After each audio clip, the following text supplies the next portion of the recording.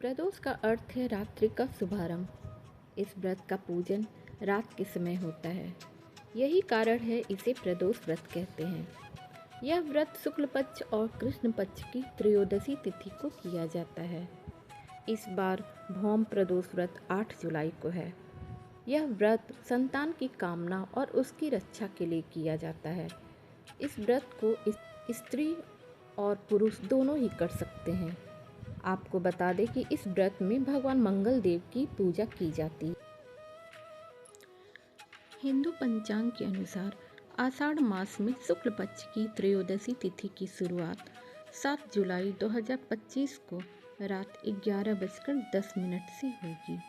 इस तिथि का समापन 8 जुलाई 2025 को 12:38 सुबह में होगा। उदया तिथि के अनुसार 8 जुलाई को प्रदोष का व्रत रखा जाएगा। इस दिन संध्या के समय प्रदोष काल में पूजा का शुभ मुहूर्त शाम 7:23 से रात 9:24 तक रहने वाला है, जिसकी अवधि लगभग 2 घंटे 2 मिनट रहेगी। आइए जानते हैं भौम प्रदोष पूजा की विधि क्या है। स्नान करने के बाद साफ वस्त्र धारण कर ले। संध्या के समय घर के मंदिर में और मुख्य द्वार पर गोधूली वेला में दीपक जलाएं। फिर शिव मंदिर में भगवान शिव का अभिषेक करें और शिव परिवार की विधिवत पूजा अर्चना करें। प्रभु पर कच्चा दूध, गंगा जल, बेलपत्र, सफ़ेद चंदन, अक्षत और कनेर के पुष्प चढ़ाएं। अब भौम प्रदोष व्रत की कथा सुने। फिर घी के दीपक से पूरी श्रद्धा के साथ भगवान शिव की आरती करें। अंत में क्षमा प्रार्थना भी करें। भौम प्रदोष व्रत के दिन भोले बाबा को प्रसन्न करने के लिए भांग, धतूरा व कनेर का फूल चढ़ाएं। आइए जानते हैं भौम प्रदोष व्रत की कथा क्या है। एक बुढ़िया थी।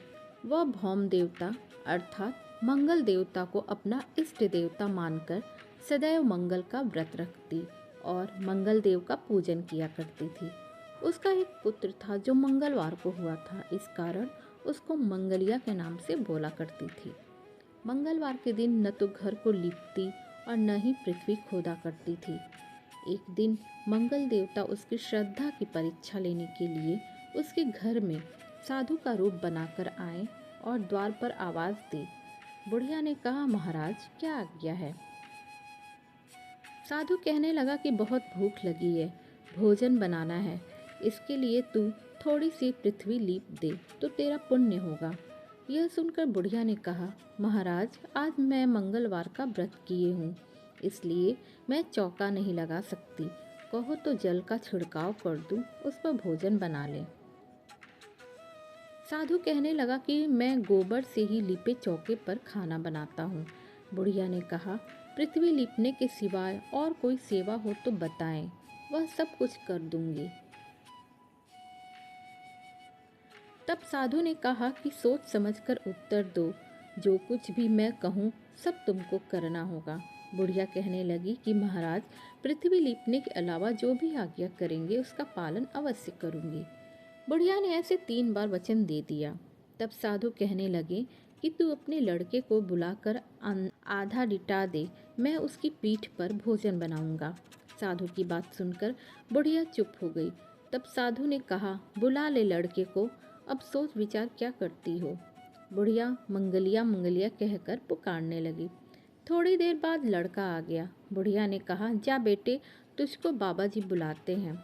लड़के ने बाबा जी से जाकर पूछा, क्या आज्ञा है महाराज। बाबा जी ने कहा कि जाओ अपनी माता जी को बुला लाओ। तब माता आ गई तो साधु ने कहा कि तू ही इसको लिटा दे। बुढ़िया ने मंगल देवता का स्मरण करते हुए लड़के को औधा लिटा दिया और उसकी पीठ पर अंगीठी रख दी और कहने लगी, महाराज अब जो कुछ आपको करना है कीजिए, मैं जाकर अपना काम करती हूँ। लड़के की पीठ पर रखी हुई अंगीठी में आग जलाई और उस पर भोजन बनाया। जब भोजन बन चुका तो साधु ने बुढ़िया से कहा कि अब अपने लड़के को बुलाओ, वह भी आकर भोग ले जाए। बुढ़िया कहने लगी कि कि यह कैसे आश्चर्य की बात है कि उसकी पीठ पर आपने आग जलाई और उसी को प्रसाद के लिए बुलाते हैं। क्या यह संभव है कि अब भी आप उसको जीवित समझते हैं? आप कृपा करके उसका स्मरण भी मुझको न कराइए और भोग लगाकर जहाँ जाना हो जाइए। साधु के बहुत आग्रह करने पर बुढ़िया ने ज्यों ही मंगलिया कहकर आवाज लगाई, त्यों ही एक ओर से दौड़ता हुआ वह आ गया। साधु ने लड़के को प्रसाद दिया और कहा कि माई, तेरा व्रत सफल हो गया। तेरे हृदय में दया है और अपने इष्ट देव में अटल श्रद्धा है। इसके कारण तुमको कभी कोई कष्ट नहीं पहुँचेगा।